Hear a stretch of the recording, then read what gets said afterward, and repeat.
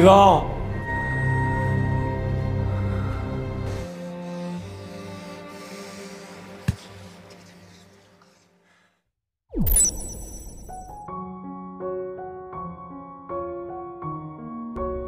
Pada tahun 1815, Napoleon digulingkan dari kekuasaannya dan berlindung di Pulau Elba.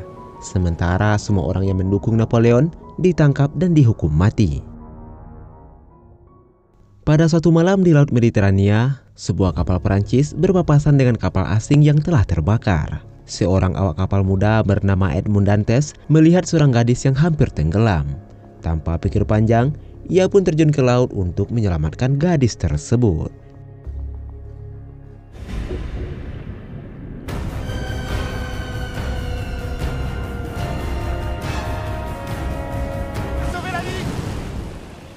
Edmond lalu membawa wanita itu ke atas kapalnya. Namun kapten kapal yang bernama Danglars sangat marah karena Edmond bertindak tanpa persetujuannya. Akibat perbuatannya itu, Edmond pun dikurung di dalam kabin. Sementara wanita itu dibawa menghadap sang kapten. Danglars lalu mengambil sebuah surat yang dipegang oleh wanita itu.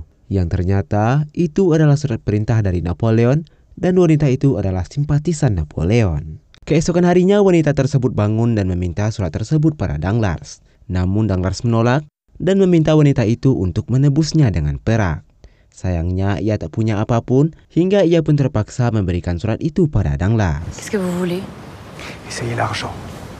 Beberapa hari kemudian akhirnya mereka pun berlabuh di Marseille. Sebelum pergi, wanita itu berterima kasih pada Edmond karena telah menyelamatkan nyawanya. Mereka pun saling berkenalan dan wanita itu bernama Angélie. Je n'oublierai jamais votre courage. Prenez soin de vous. Man, Morel veut te voir. Beberapa saat kemudian pemilik kapal yang bernama Morel memanggil Danglars dan Edmond untuk menanyakan penyebab kapalnya terlambat. Danglars mengatakan kalau ini semua ulah Edmond karena dalam perjalanan Edmond terjun ke laut tanpa seizinnya untuk menyelamatkan seorang wanita yang kapalnya mengalami kecelakaan. Mendengar penjelasan itu, Morel malah memuji keberanian Edmond dan mengangkat Edmond sebagai kapten kapalnya. Tentu saja hal tersebut membuat Danglars sangat marah dan langsung pergi dari sana. Ça suffit.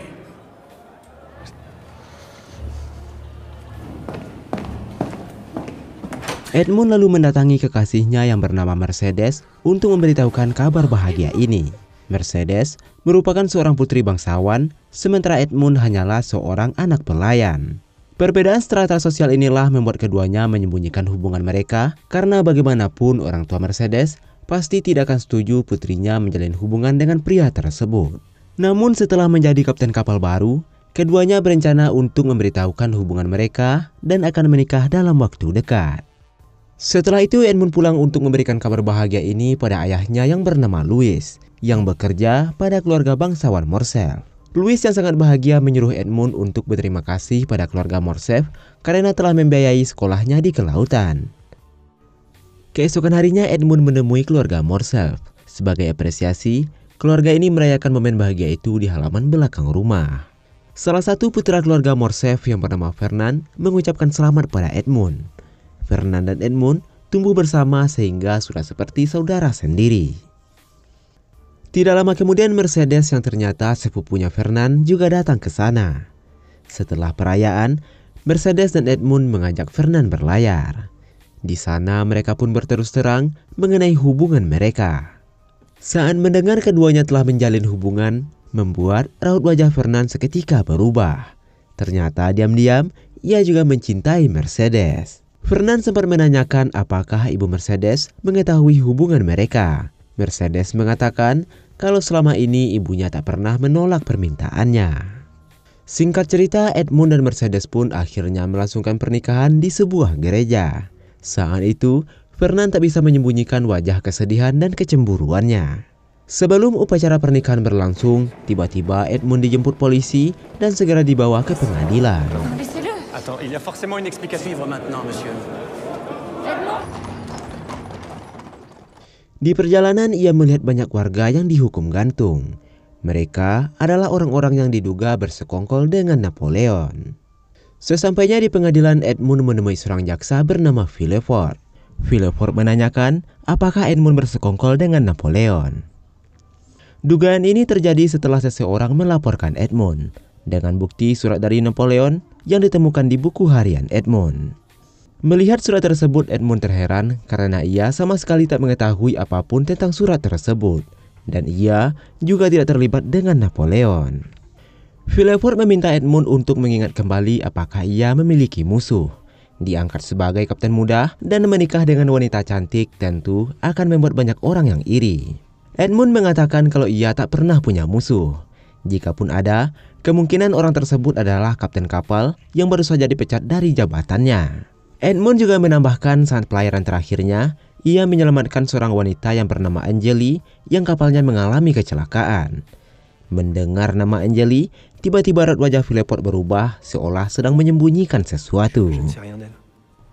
Tidak lama kemudian Villefort memanggil 2 orang saksi untuk dimintai keterangan.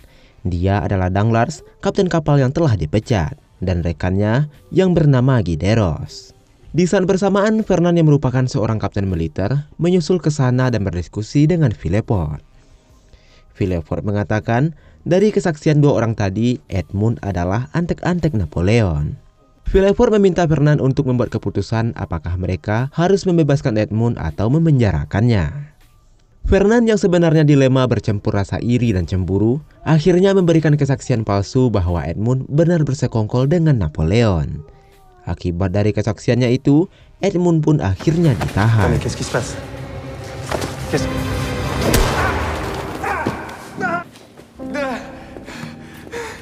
Coupable, on t'a répondu. Si on m'a demandé de t'emmener, c'est parce que tu sais des choses qu'on veut pas entendre, alors ferme ta gueule, d'accord?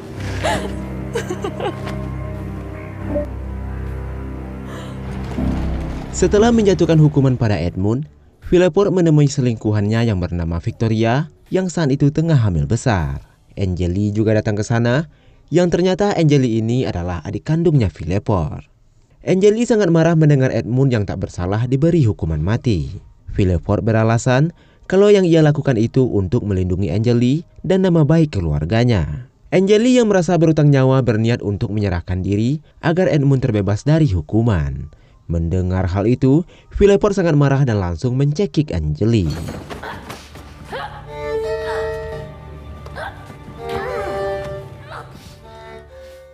Sementara itu, Edmund akhirnya dihukum penjara seumur hidup di sebuah pulau terpencil dengan penjara bawah tanah. Para tahanan akan diasingkan di setiap lubang. Setiap harinya seorang sipir akan berkeliling untuk memastikan apakah tahanan tersebut masih hidup atau tidak. Kemudian mereka akan diberi makan seadanya. Tidak terasa 4 tahun pun telah berlalu. Kondisi Edmund kini sangat memprihatinkan. Tubuhnya kurus kering dan sangat berantakan. Vivant!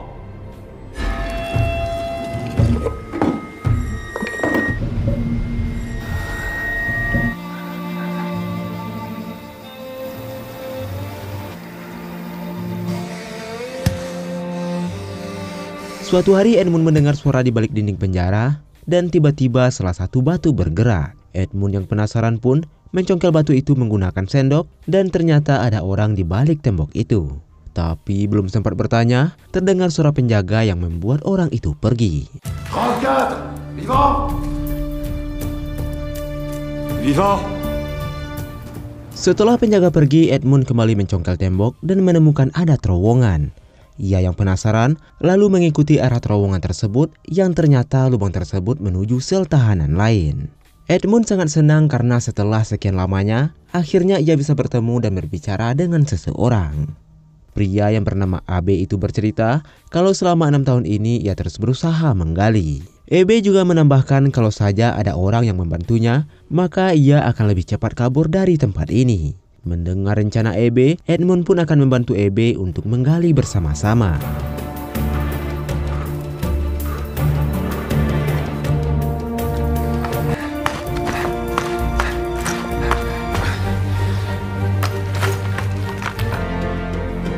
Semenjak saat itu mereka berdua terus menggali agar bisa kabur dari sana.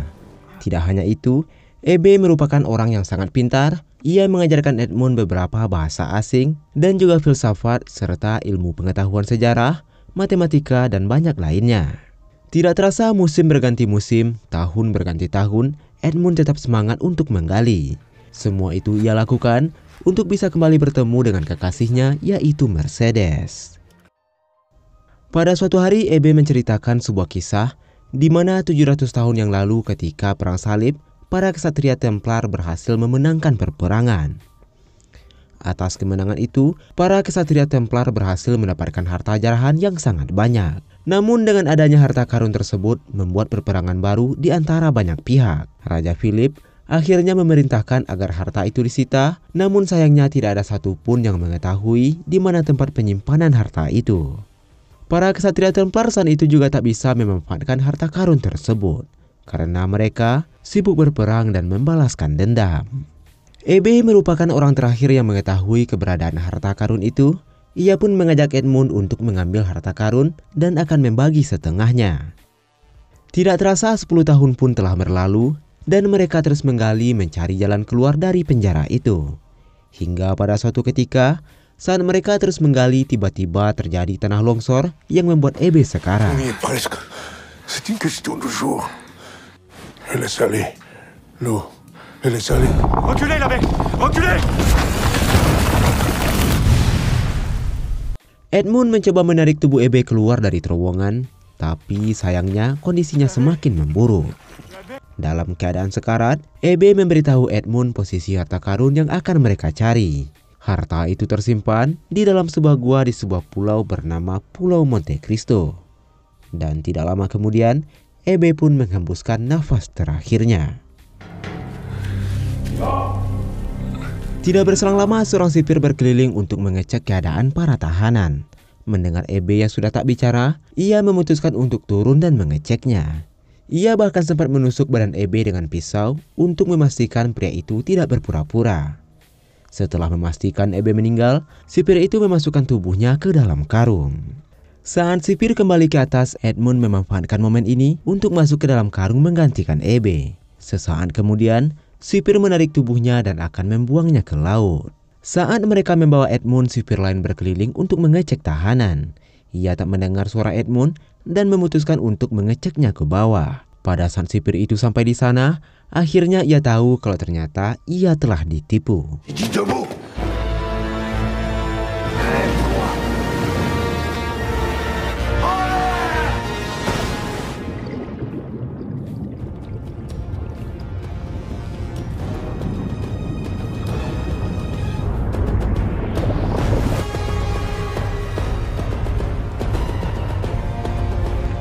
Setelah terbebas, Edmund segera pergi ke kediaman keluarga Morcerf untuk menemui ayahnya dan juga Mercedes. Sesampainya di sana, ia malah mendapat berita yang sangat mengejutkan. Ayahnya telah meninggal setelah mendengar putranya yang bersalah dan dihukum mati. Sementara Mercedes telah menikah dengan Fernand dan mereka telah memiliki seorang putra dan pindah ke Italia. Hal ini pun membuat Edmund sangat hancur. Ia tak menyangka akan menjadi On l'a seperti enterré, ini. ce pauvre Louis. Il s'est laissé mourir de faim à la mort de son fils. Non, c'est pas possible. Je suis désolée. Et Mercedes. Ils ne sont pas venus. Ils habitent à Paris depuis la naissance de leur fils. Tidak ingin bersedih terlalu lama, Edmund memutuskan untuk segera berangkat ke Pulau Monte Cristo dengan menggunakan kapal yang ia curi di pantai. Sesampainya di sana, Edmund mendaki sebuah bukit dan menemukan sebuah patung. Sesuai petunjuk dari Abe, ia pun meraba kepala patung tersebut dan menemukan sebuah pintu masuk rahasia. Ia pun terus masuk ke dalam, hingga pada akhirnya ia menemukan harta karun peninggalan kesatria Templar.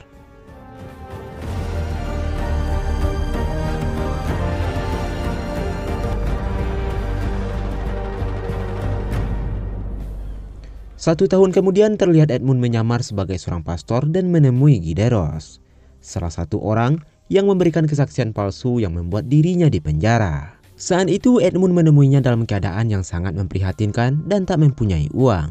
Pastor itu berpura-pura menjadi salah satu teman Edmund di penjara dan diberi wasiat untuk memberikan harta terakhir yang Edmund miliki kepada orang yang ia percayai. Mendengar hal tersebut, Gideros merasa tak pantas menerimanya dan segera ingin pergi dari sana. Tapi Edmund mencegah Gideros dan bertanya apa yang sebenarnya terjadi di hari itu.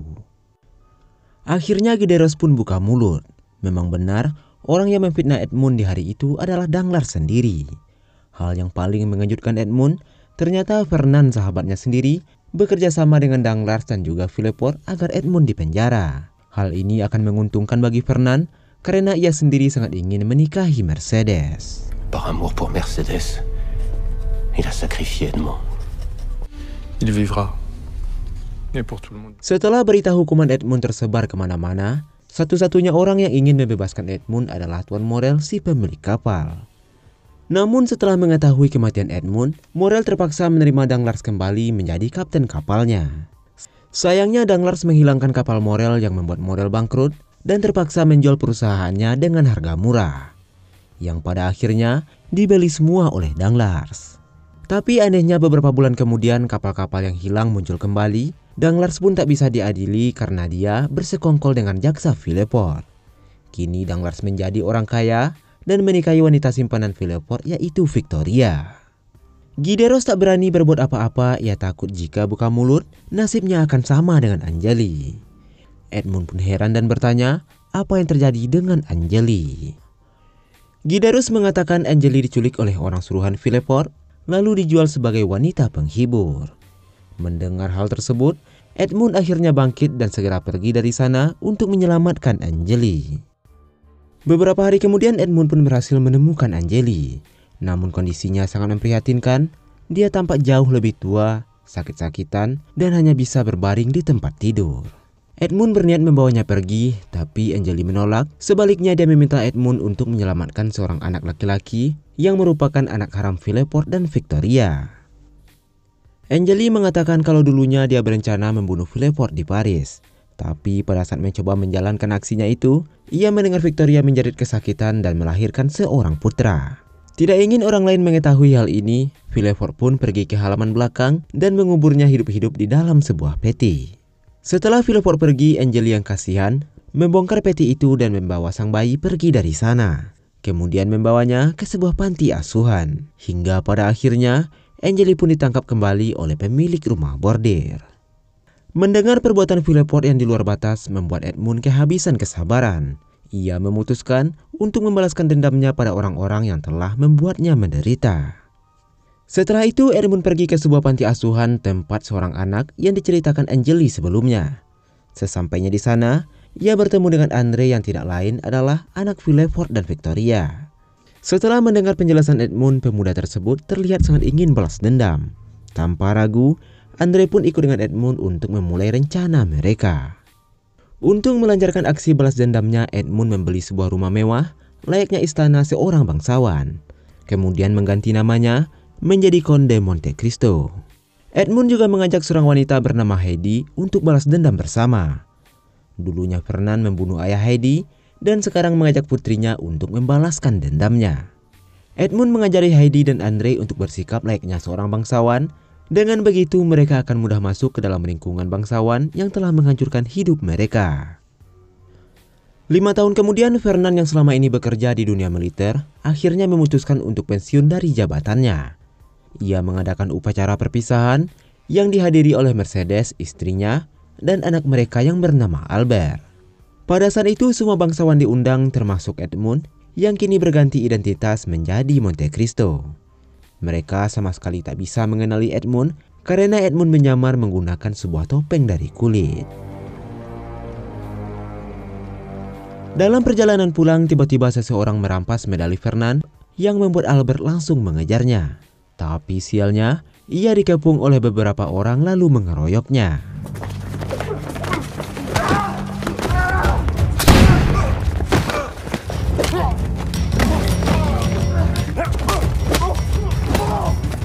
Beruntungnya Edmund datang membantu Albert dan mengeroyok para penjahat. Tapi tiba-tiba Andre muncul lalu memukul Albert hingga pingsan. Ternyata ini semua adalah bagian dari rencana Edmund. Ia membayar preman untuk menyerang Albert, lalu ia datang seolah-olah menjadi pahlawan yang menyelamatkannya. Ia sengaja melakukan itu agar lebih mudah masuk ke kehidupan keluarganya. Keesokan harinya, seperti yang diharapkan Edmund, Fernand dan Albert datang mengucapkan terima kasih. Edmund mengajak mereka berkeliling dan melihat koleksi pistolnya. Bahkan mereka juga sempat memamerkan keahlian menembak satu sama lain.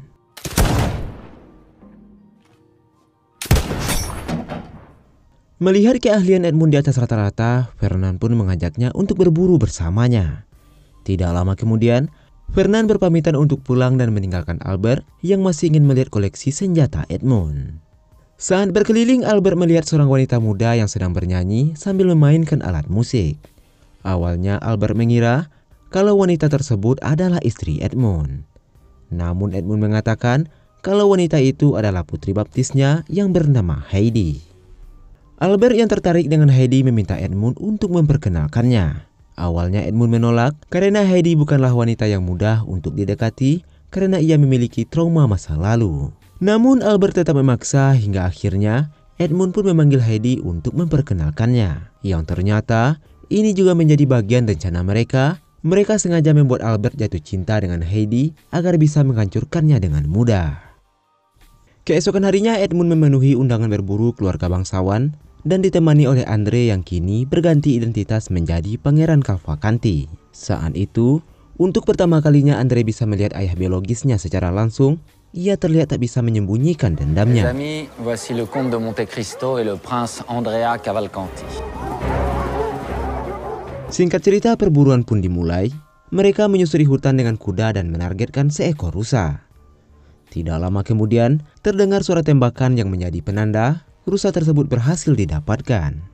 Danglars meminta Edmund menusuk rusa tersebut dengan sebuah pisau. Namun Edmund menolak dengan alasan kalau ia tak bisa melakukan pembunuhan lagi kecuali saat darurat.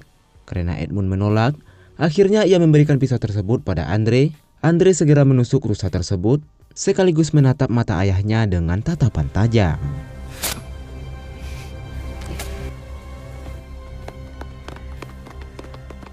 Allons déjeuner. Setelah itu mereka kembali ke kediaman keluarga Fernand. Tanpa pikir panjang, Albert mengenalkan Edmund yang ia kenal dengan nama de Monte Cristo pada ibunya. Ketika mendengar suara pria tersebut, tiba-tiba ibunya terhentak seolah mengenal pria itu. Dengan perasaan bercampur aduk, ia pun pergi dari sana untuk menenangkan diri. Melihat ada yang tak beres dengan ibunya, Albert mengejarnya dan bertanya apa yang terjadi. Ibunya pun bertanya balik dengan nada curiga apa yang putranya ketahui tentang pria itu. Albert meminta ibunya agar tak perlu khawatir karena pria itu adalah orang baik yang telah menyelamatkannya. Hingga pada akhirnya, ibunya pun terdiam dan tak bisa berkata-kata. Pertemuan Edmund dengan Mercedes di hari itu ternyata membuat Edmund kembali teringat dengan masa lalunya. Hal ini malah membuatnya tak bisa tidur dan terbayang sepanjang malam. Heidi mengatakan kalau Mercedes selama ini tak begitu sedih setelah kepergiannya, itu terlihat dari mata Mercedes. Heidi juga menambahkan Mercedes akan kembali merasakan sakit setelah kehilangan suaminya. Je pensais que le chagrin l'aurait peut-être changé. Sementara itu, Heidi yang semakin sering bertemu dengan Albert, Heidi yang menyadari Albert benar-benar mencintainya, membuat Heidi semakin lama semakin berubah. Ia mulai melupakan tujuan awalnya untuk balas dendam pada pria tersebut. Sebaliknya, ia mulai jatuh cinta dan menyukai Albert. Rupanya Edmund menyadari hal ini dan mengajak Heidi untuk berbicara. Ia mengatakan pada Heidi mengenai perbuatan ayah Albert pada ayahnya. Namun Heidi malah mengatakan kalau Edmund tak perlu mengingatkan kejadian itu dan ia tahu apa yang sedang ia lakukan. Beberapa hari kemudian Edmund mengajak para bangsawan untuk makan malam di rumah yang baru dibelinya. Yang ternyata rumah itu adalah tempat Villefort mengubur bayinya hidup-hidup. Saat makan malam, Edmund menceritakan rumor tentang rumah tersebut, yang mana dulunya sepasang bangsawan mengubur bayi mereka hidup-hidup di halaman belakang rumah.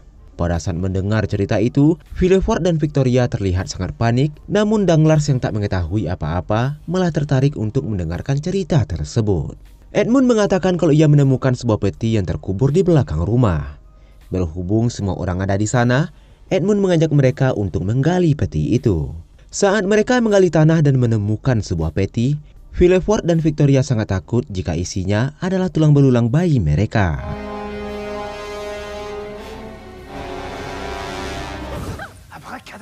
Namun setelah terbuka, ternyata peti itu tak berisi apapun.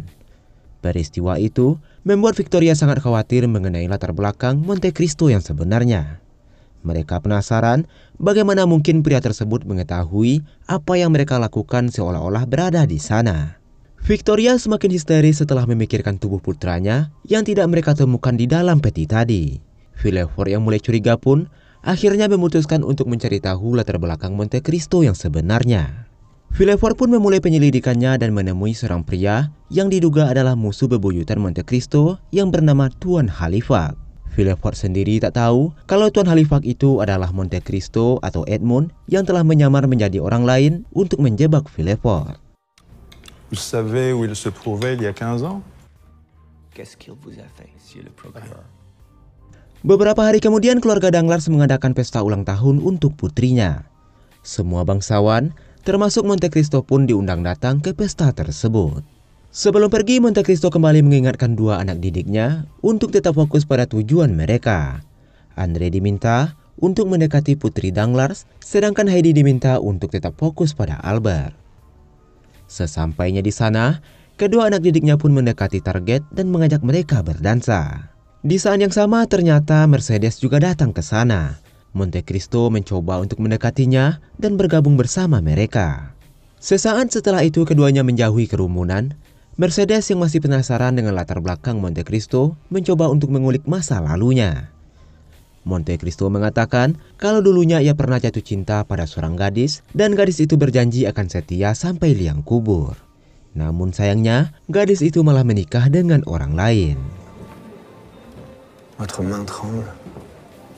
Vous vivez seul? Il y a des années, j'ai aimé une jeune femme.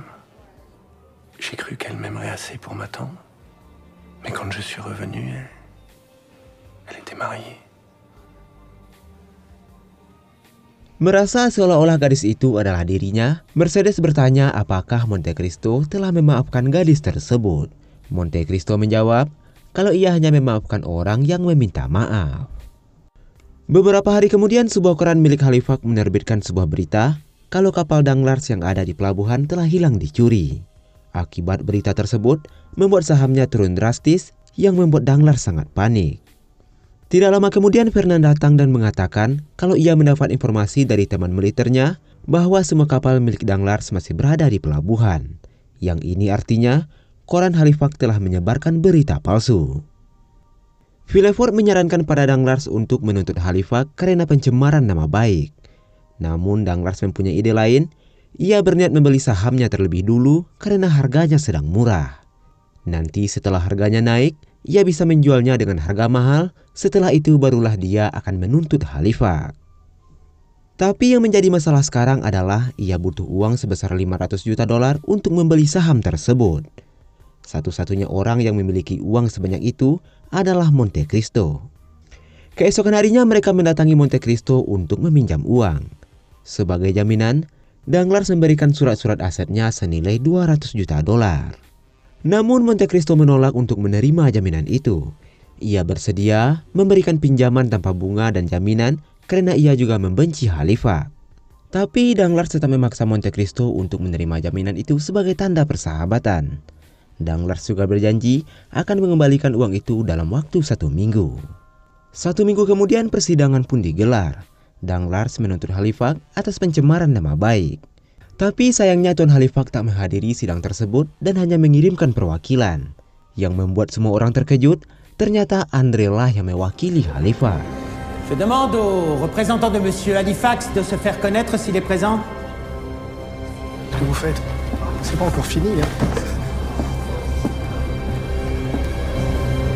Je suis le représentant de Lord Halifax. Andre pun bersaksi bahwa Halifax menerbitkan berita yang benar, bahwa semua kapal Danglars telah dicuri. Ternyata beberapa hari sebelumnya Edmund yang menyamar sebagai seorang pastor kembali mendatangi Gideros dan memintanya untuk mencuri kapal Danglars di hari persidangan berlangsung. Dengan demikian, kesaksian Andre benar adanya. Setelah itu Andre pun mengungkapkan identitasnya yang sebenarnya. Ia merupakan anak haram jaksa Villefort dan gundiknya yaitu Victoria yang dilahirkan pada tahun 1815.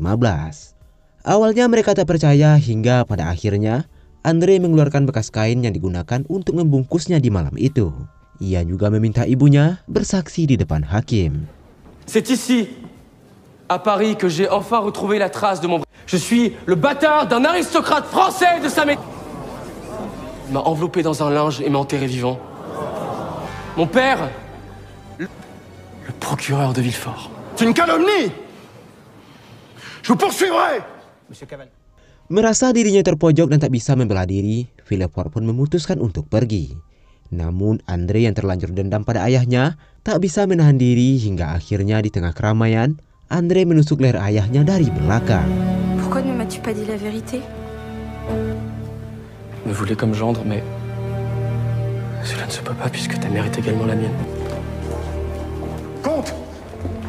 Je vais avoir besoin d'un délai pour vous. La seule chose qui vous reste, ce sont les vêtements que vous portez. Tout ce qui était à vous est à moi, désormais.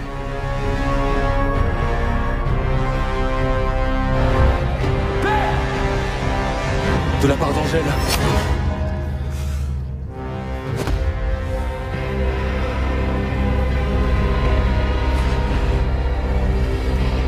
Sesaat setelah itu, seseorang menembak Andre hingga akhirnya Andre pun dinyatakan meninggal dunia.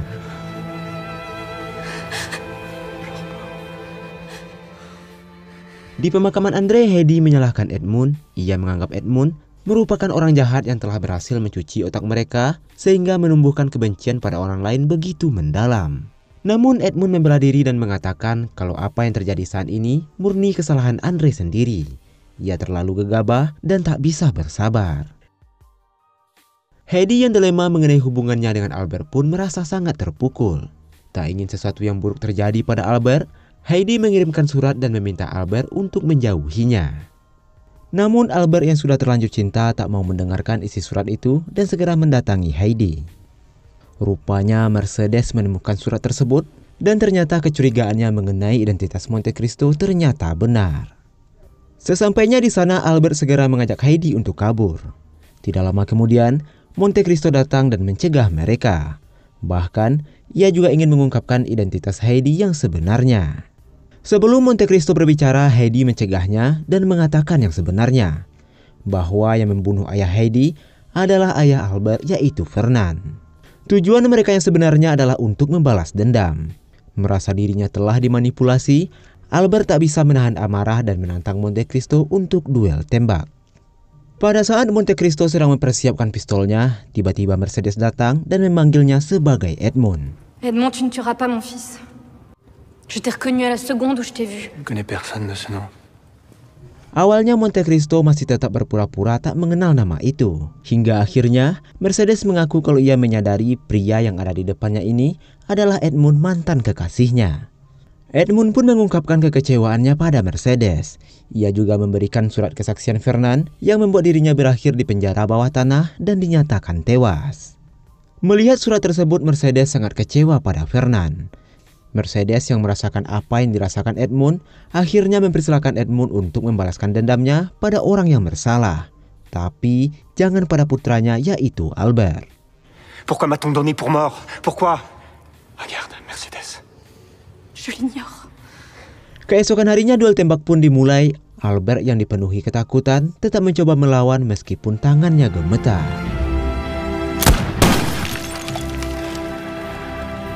Beberapa saat kemudian sebuah kereta kuda datang yang menandakan duel tembak telah selesai.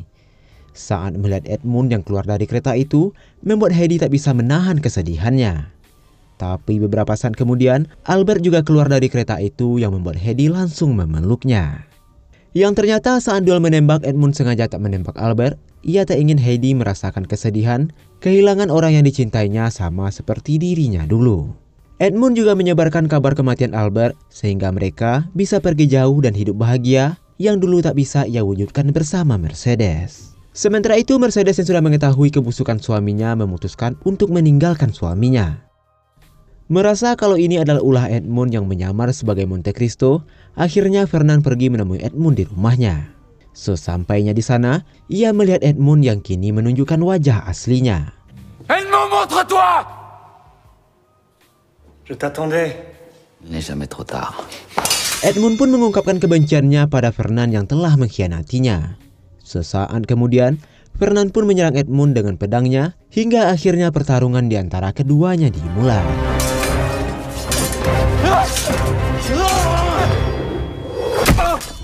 Fernand terlihat mendominasi pertarungan, bahkan ia membuat Edmund terjatuh dan sempat menusuk perutnya.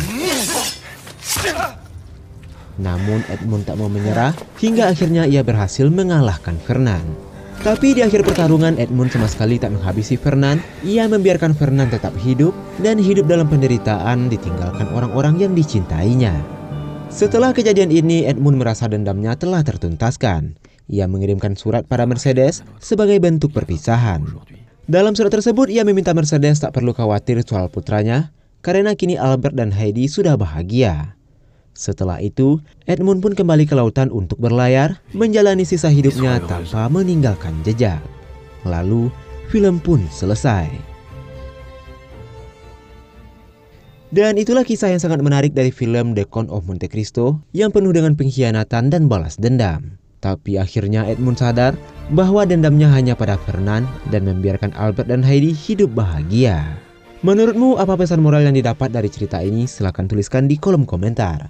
Silahkan berikan saran dan masukannya agar kedepannya bisa lebih baik lagi dan kamu bisa lebih menikmati video di channel ini.